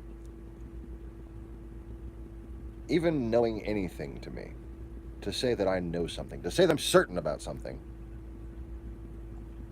only implies 90% certainty. Because any person who is effectively observing reality knows that if you are more than 99.1% certain of anything, you've been bullshitted. You're being controlled by your emotions. You're not thinking logically. Nothing, I repeat, nothing is greater than 99.1% certainty.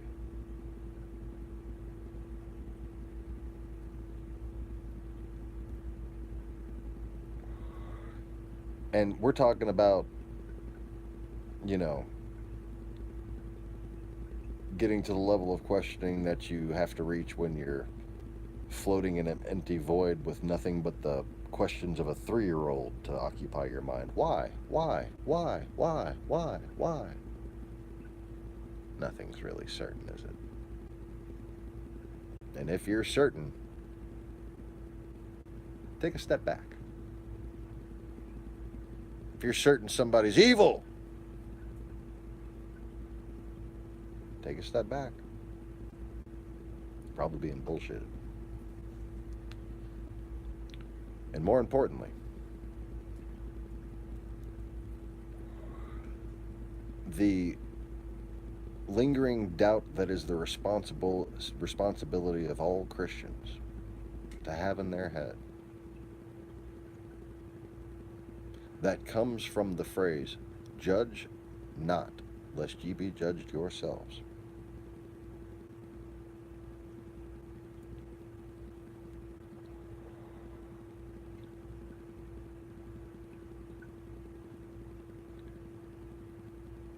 It's being weeded out. It's been replaced by Fox News mentality.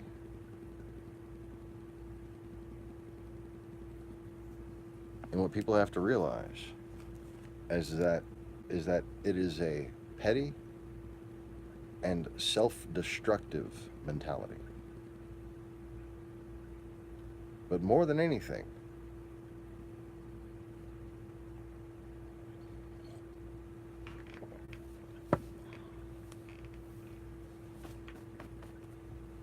it means you lack faith.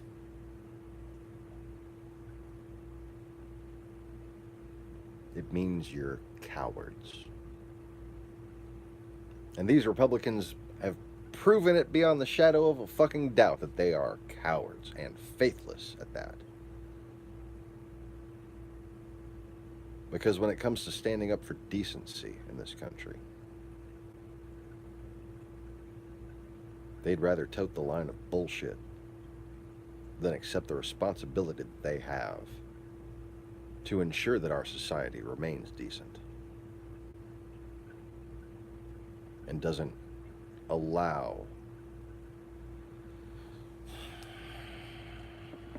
someone who demeans and belittles women and minorities and reporters and people who simply have different opinions politically.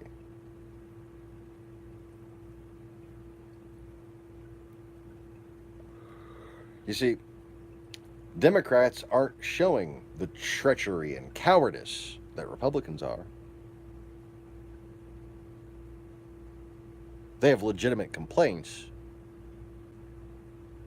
But this guy who can't take fucking criticism from a reporter while he sits in the Oval Office calls them the babies.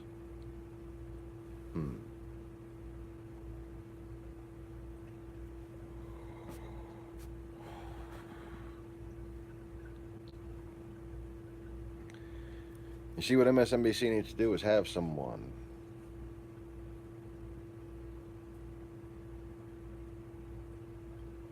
who's willing to call out the bullshit.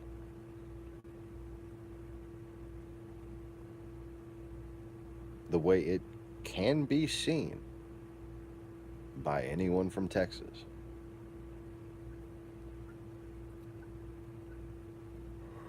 I mean, it seemed to me like even George freaking Bush saw through it.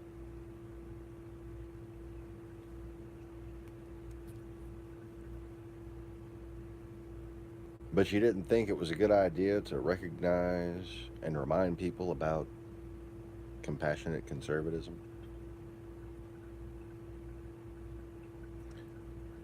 How did the Democrats let a day go by during this election or since it, during the past election or since it, without saying the name Ronald Reagan?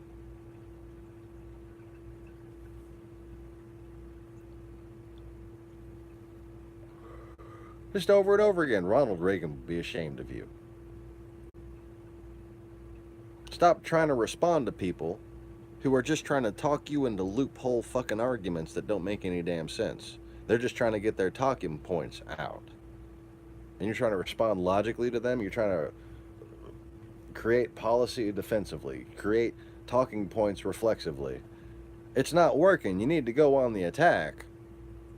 Ronald Reagan would be ashamed of you.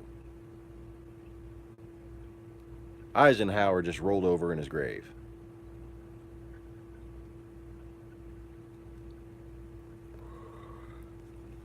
William F. Buckley would punch you in the face.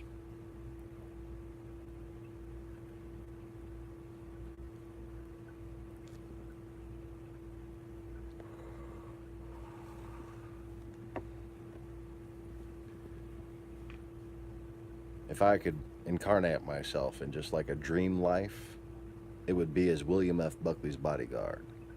Because if William F. Buckley said, punch that guy in the face, I would know that guy needed to be punched in the face.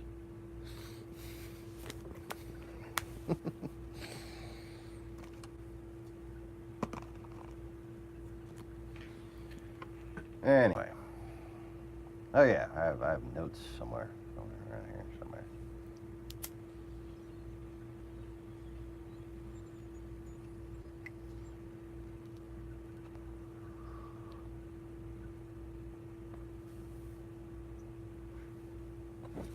Let's see here.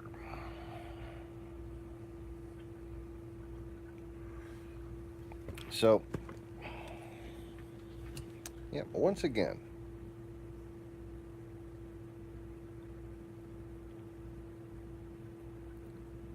Trump has now fired Sessions. You know, there's been like, there was the outing of the reason for the Comey firing, and then there was a shooting. There was like, I wish I had a list. Y'all know there could be a list if you've been watching this channel for some time, because I covered it every time it did happen. And like, Trump just did this, and then this happened. Trump just fired fucking Jeff Sessions, and then later that night, this fucking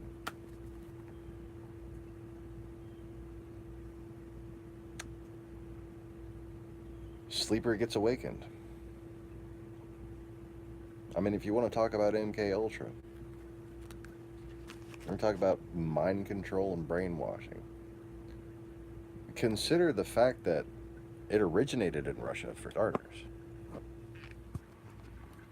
The whole MK Ultra thing was the result of Russian pursuit of a Nazi experiment.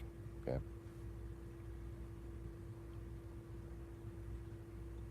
And then supposedly we adopted it from them or some shit like that. Yeah. Only what's happening to us is entirely different from what's happened to them.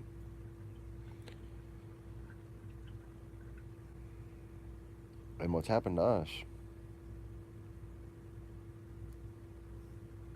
is that they've been so bold now, they've been so successful for so long, that they've been so bold as to attack reporters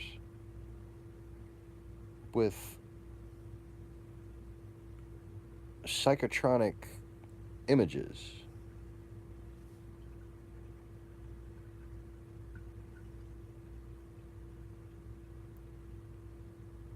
In the case I'm thinking of, it triggered an epileptic seizure.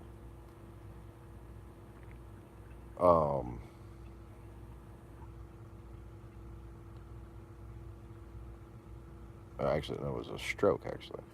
It caused a stroke. But when you think about how many deep web documentaries there are, you know, think about how many different dark rabbit holes there are. Think about how much people get shown by specific controlled sources, and who was behind them sources, we've all figured out, was the fucking Russian intelligence services. They get knitted into these little private corners, these private subscriptions, these private little Facebook groups sharing their little private memes and images and internet stories and links and videos.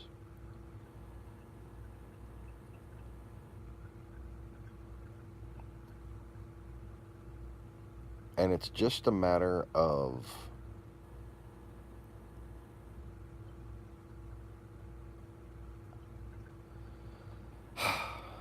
basically getting a machine to mimic what a demon does,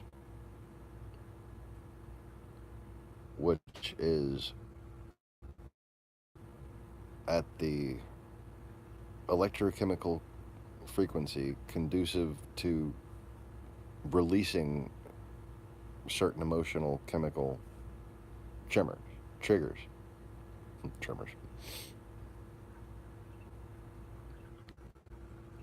So when you have someone who you know has been propagandized to the point where they've, say, made some really outlandish statements and then have gone into some phase of full withdrawal, and then, the House is fucking won by Democrats, and then you decide to fire Jeff Sessions before Mueller can make his post-election move, because that's the thing. Mueller was supposed to wait and make a bunch of moves right after the election, so Trump has fired Jeff Sessions because of that. Well,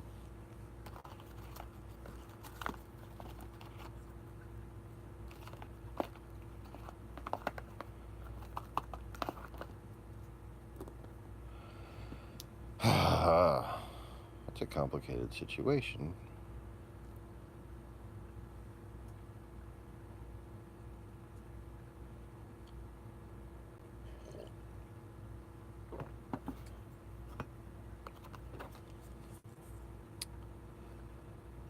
But if we don't,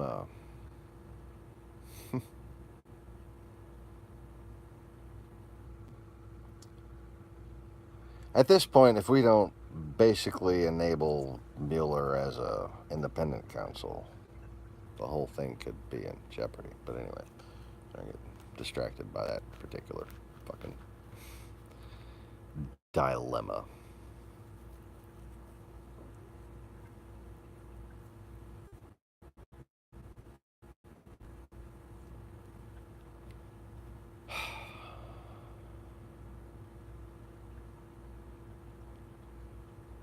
And when it comes to the actual triggering of somebody like this, somebody who's been, somebody of military background, PTSD suffered, called in, cops called in once on this guy mentally unstable.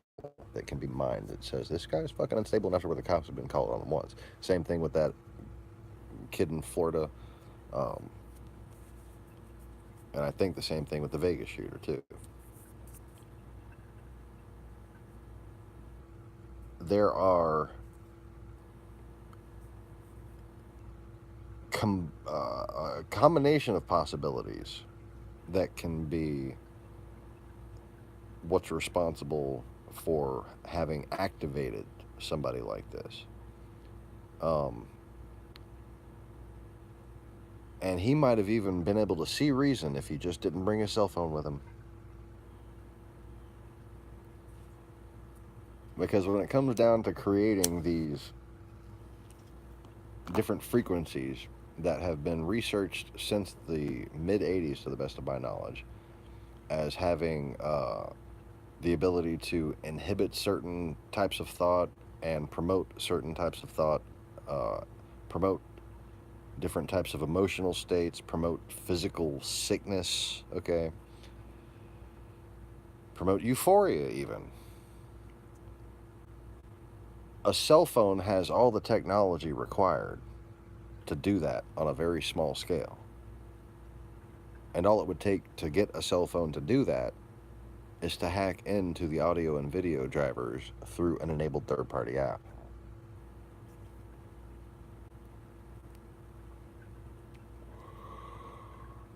So, if there were, say, something like Russian agents at Google, the idea of this sleeper activation would be perfectly plausible. Oh, wait, we've already confirmed that there's Russian agents at Google. That makes it plausible. Oh. It sucks to be logical, doesn't it?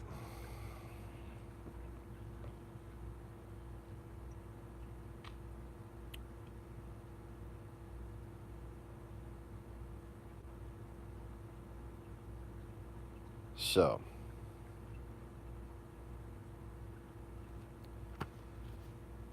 yeah, I would assume that the audio vibratory uh, stimulant is made to link up with psychosomatically suggestive images, um, such as get flashed in a millisecond during, you know, specific types of mental probing, if you will, mental influence, shown some sort of catastrophic, fear inspiring proof, and without actually seeing it being shown the people responsible, for instance. And then when triggered, they would go after those people.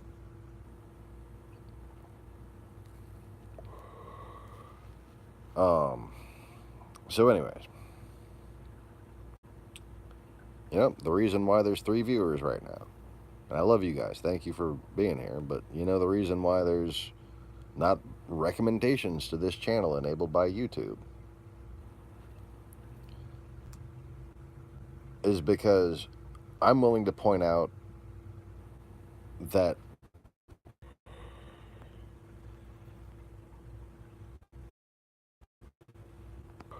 but for some reason YouTube only wants to have random people vlogging and getting 10,000 views if they blame everything wrong with the world on America.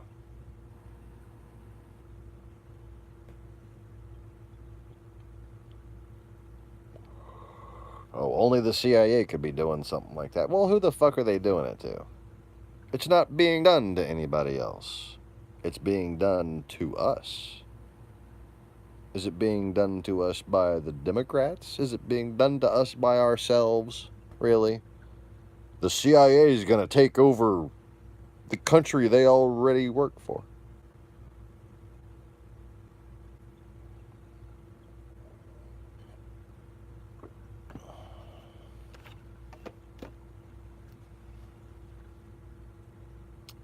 YouTube wants them to be successful. Doesn't allow me to be successful. What does that say about YouTube?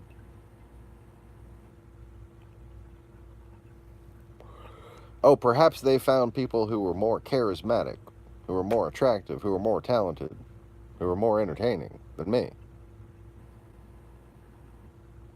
Maybe. Right?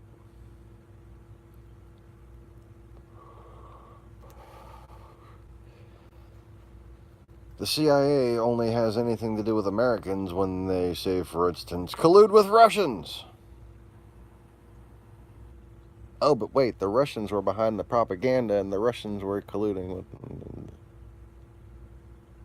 I would see why Russian propaganda would want to go after the CIA, don't you?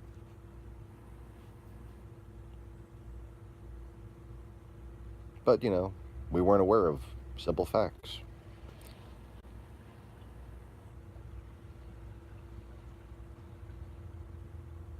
Huh. Hold on right quick.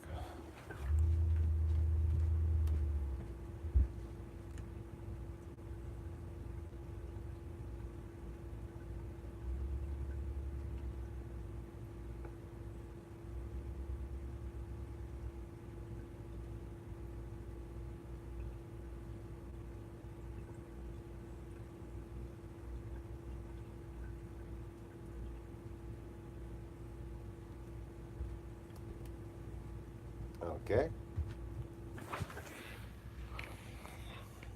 Random truck just turning around. Whatever. Anyways,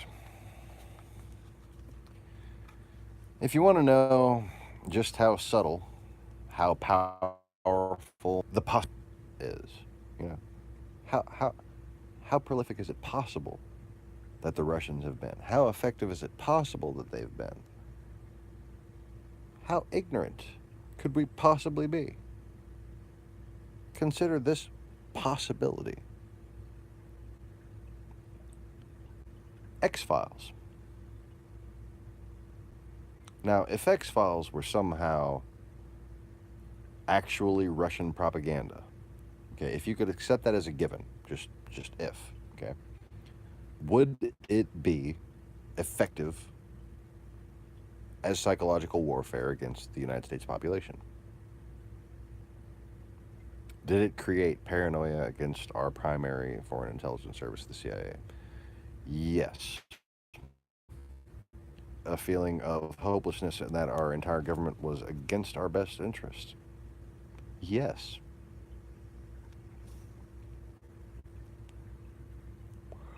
Did it effectively divide people on philosophical? Yes.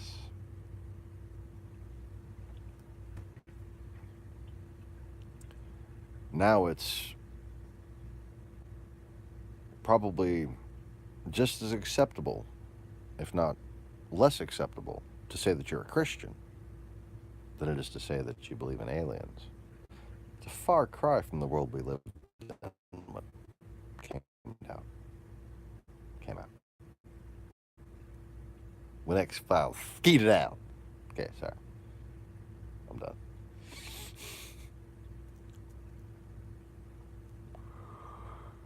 But that's very hypothetical, very speculative, you know. It's only if that happened to be Russian propaganda, it would have been very effective.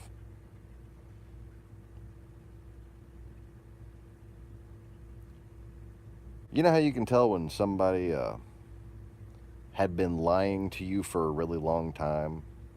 They kept some information from you for a really long time. You should go back and try to figure out why. You know, what else were they keeping from you? That kind of thing. David Duchovny isn't from Canada. He's from St. Petersburg, Russia.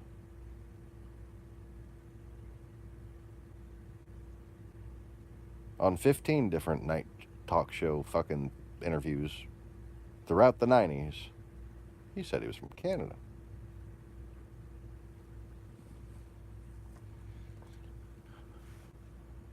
But then on Craig Ferguson, right before Craig Ferguson got canceled, he said he was from St. Petersburg. Then went to Canada. And then came to America and turned us against our government.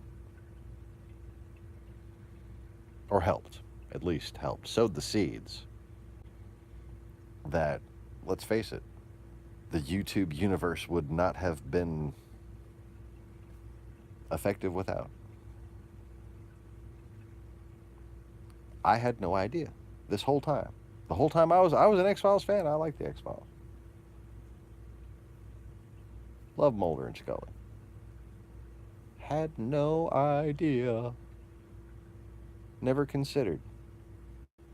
Even back when when the X-Files came out, I was still wondering whether the Cold War was really over, whether or not the Russians were just fucking with us. But I had no idea. And one of the things that made me forget that the Cold War and convinced that it was never really a big thing. It was like the fucking people in power, not really our friends. Was fucking X-Files. Made me forget about the Cold War altogether, really. Because, the Russians and Americans are all just controlled by aliens anyways, right? Or some kind of interdimensional thing. I thought they had to really be demons, because I'm an exorcist, And a lot of indications that have been occultists in our government. There have been occultists for sure. and various fascist regimes of a historical note.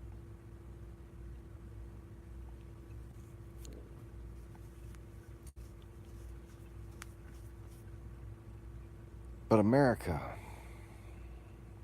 kept getting portrayed as some all-powerful thing, and all the aliens had to do was control America, and they controlled the world because America was so powerful.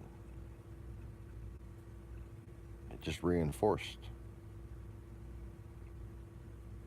the reality that was 180 degrees away from the reality that would have been so apparent if we would have just known this guy's from propaganda land. This guy's from fake news land. This guy's from St. Petersburg. Not some random part of Russia, but fucking St. Petersburg, you know, where the troll factories are. Where the Russian mafia basically centralizes its operations from, if you could call it that. But where they educate propagandists, spies, fake people of all kinds of different professions. That's St. Petersburg, man. He's from there?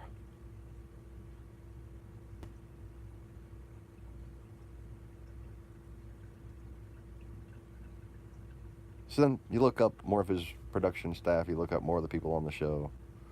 Not all the actors, for sure. Plenty of the actors are born and raised Americans. Wound up in other sci-fi things, but casting director and a couple of people from fucking block states. Holy shit. So the likelihood is well beyond 50% there. You know, this is something that they were doing. We know how effective it was. We know now that the Cold War wasn't over by that point. They basically just lowered the wall so that they could deploy. And we were just so eager to declare victory that we didn't see any of them coming.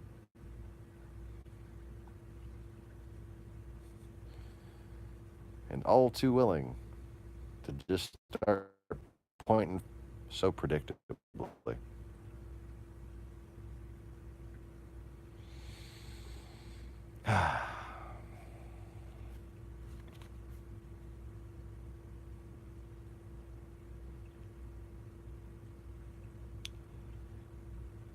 And now, you know, they need me. They don't think that they need me. They don't know that they need me until they need me. But they need me now.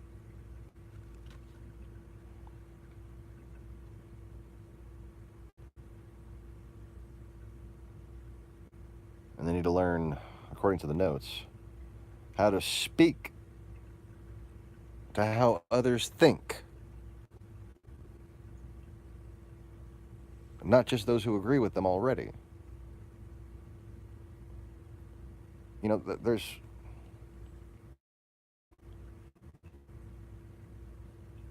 this bad habit of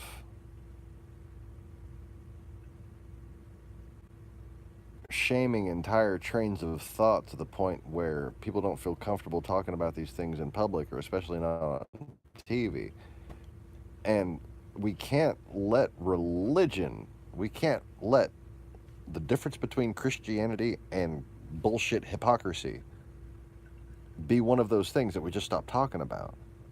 And until we start talking about that again, this divide in our country is just going to stay a divide. And this mediocre result that the Democrats just had is all they could ever hope for.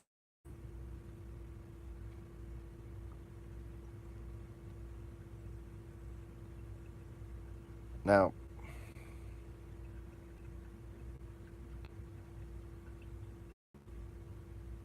one of the accomplishments that this will bring is this is how you force someone who claims to be a conservative